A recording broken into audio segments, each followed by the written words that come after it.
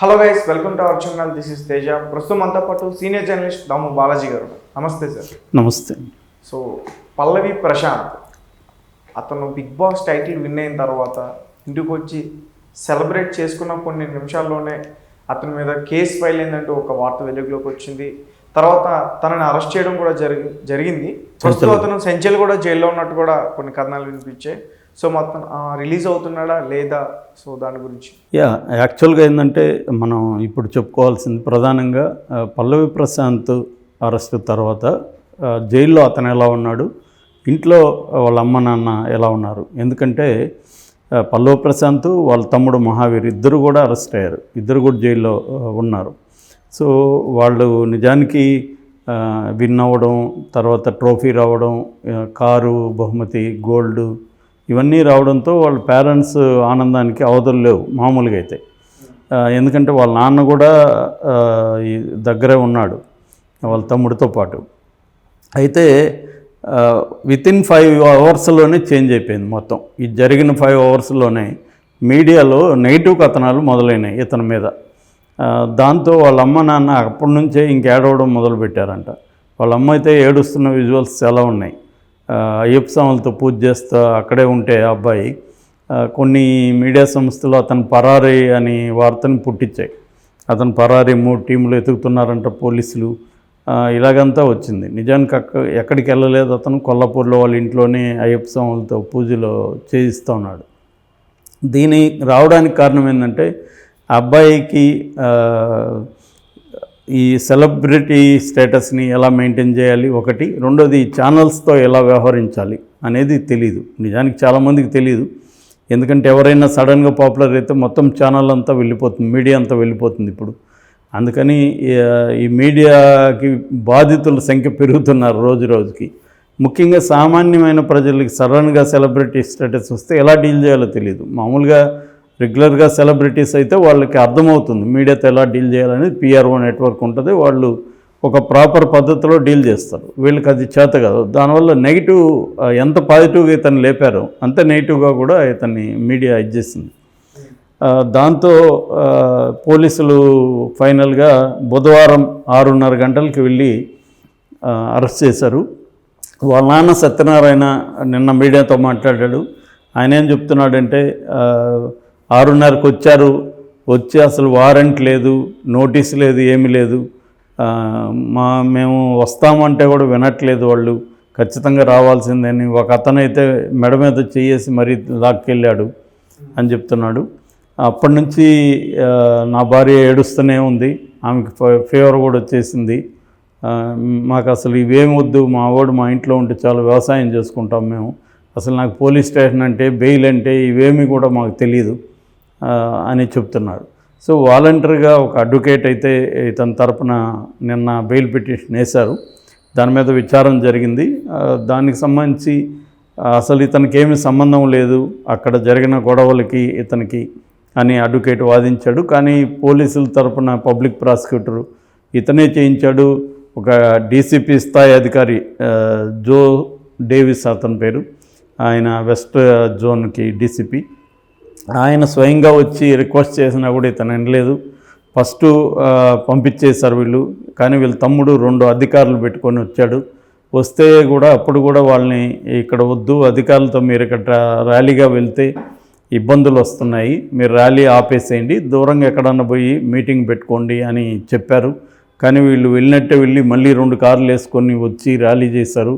దాంతో గందరగోళం నెలకొనింది. దాంతో ఆ ర్యాలీని పోలీసులు అడ్డుకున్నారు. ఎప్పుడైతే అడ్డుకున్నారో ఫ్యాన్స్ రెచ్చిపోయి వేరే వాళ్ళ వెహికల్స్నంతా సెలబ్రిటీలు అమర్దీప్ కావచ్చు, అశ్విని కావచ్చు, గీతూ రాయల్ కావచ్చు, తర్వాత ఒక ఏసీపీ పంజగుట్ట ఏసీపీ వెహికల్ ధ్వంసం చేశారు. పోలీసు వ్యాన్ ఒకటి ధ్వంసం చేశారు. 6 ఆర్టీసీ బస్సులని ధ్వంసం చేశారు. దీంతోపాటు కొంతమంది బాగా ఇబ్బందికి గురి చేశారు. ఒక అమ్మాయి అయితే క్రౌడ్లో ఇరుక్కుపోయి గట్టిగా అరిసింది. అట్లాగే ఇంకొక టీవీ ఛానల్ కెమెరామ్యాన్ కాలు ఇరిగింది. సో ఇదంతా కూడా ఈ క్రౌడ్ చేసిందంతా, దీనికి కారణం ఇతనే. ఇతను చెప్పినట్టు చేస్తుంటే ఇబ్బంది ఉండదు. సో ఈ కేసులో ఇప్పుడు మొత్తంగా 16 మందిని నిన్న మళ్ళీ అరెస్ట్ చేశారు. ఆ 16 మందిలో 4 మైనర్సు, వాళ్ళని జువనైల్ జస్టిస్ సిస్టమ్ కింద వాళ్ళని జువనైల్ కోర్టులో పెడుతున్నారు. ఈ 12 మంది మాత్రం నిన్న నాంపల్లి కోర్టుకి తీసుకెళ్లారు. సో క్లియర్గా ఈ అబ్బాయి పోలీసులు చెప్పినా కూడా వినకుండా, డీసీపీ స్థాయి అధికారి రిక్వెస్ట్ చేసినా కూడా వినకుండా మళ్ళీ ఆ వెహికల్ని తీసుకొని మళ్ళీ రావడం, వాళ్ళ తమ్ముడు మహావీరు, ఇంకొక అతను మనోహరు, వినయ్, రాజు, సాయి కిరణ్ వీళ్ళందరూ వచ్చి ఇలా చేశారు అనేది గట్టిగా వాదనలు వినిపించారు. సో దాంతో ఈ రోజుకి బెయిల్ పిటిషన్ ఇదైంది. ఇక వాళ్ళిద్దరిని జైలుకి తీసుకెళ్లే దృశ్యాలు కూడా బయటకు వచ్చాయి. నిజానికి పాపం అనిపిస్తుంది, అక్కడ ఎవరూ లేరు, వాళ్ళిద్దరే కుర్రాళ్ళు పట్టుకొని తీసుకెళ్తున్నారు, ఎవరు లేరు. సో నిజానికి సెలబ్రిటీ స్టేటస్ ఎలా ఉంటుందంటే సోషల్ మీడియాలో ఒక రోజు ఆకాశంలో ఉంటే ఇంకొక రోజు పాతాళంలోకి తీసుకెళ్ళిపోతుంది. సో ఈ రెండింటికి అలవాటైన వాళ్ళే ఇక్కడ నిలదొక్కోగలరు. సో ఈ అబ్బాయి కూడా ఏడుస్తున్నాడు. ఆల్రెడీ మనం చూసాము వీడియోలో కూడా, అక్కడ ఇంటి దగ్గర కూడా ఏడ్చాడు, మాట్లాడలేక ఫ్రెండ్కి ఇచ్చేసాడు మాట్లాడమని. ఇక్కడ కూడా అదే పరిస్థితి, చెప్పులు కూడా లేవు అబ్బాయికి వెళ్తున్నప్పుడు.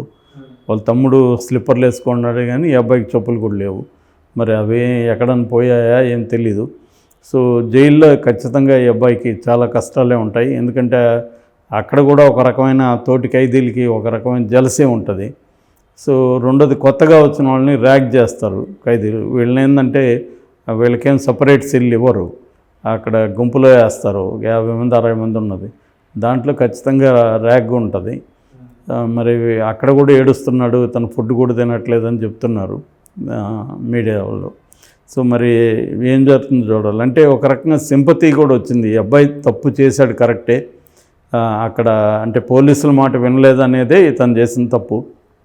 కానీ ఇదే తప్పు ఒక సెలబ్రిటీ కొడుకులో ఎవరో చేసుంటే, రాజకీయ నాయకుల కొడుకులో, సెలబ్రిటీ కొడుకులో ఇదే తప్పు ఎన్నిసార్లు చేయలేదు, ఎన్నిసార్లు రాజకీయ నాయకులు ర్యాలీలు తీసి పర్మిషన్ లేకుండా చేయలేదు, ఎన్నిసార్లు పెద్ద పెద్ద స్టార్ల ఫ్యాన్స్ అంతా గొడవలు చేయలేదు, అప్పుడంతా అరెస్టులు చేశారా, అప్పుడు ఇంత వేగంగా స్పందించి అరెస్టులు చేశారా అనేది ప్రశ్నలు వినిపిస్తున్నాయి. అదే వాళ్ళ నాన్న సత్యనారాయణ కూడా అదే అడుగుతున్నాడు.